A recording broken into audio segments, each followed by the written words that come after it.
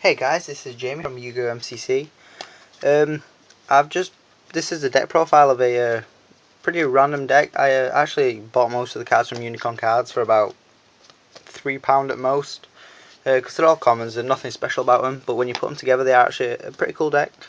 I just thought I'd do this deck as a kind of just a thing for his channel, so we can keep updating it with new cards that we get for it. Making it better, seeing what works and what doesn't.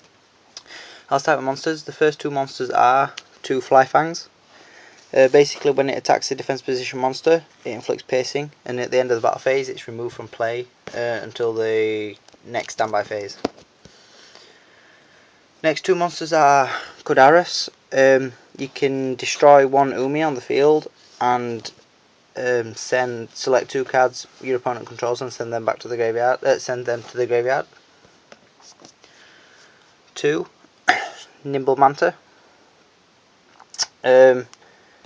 When it's sent from the field to the graveyard by a card effect, you can special summon any number of Nimble Manta from your deck. So if you've got two, you can special summon two. Got one, Armed Sea Hunter.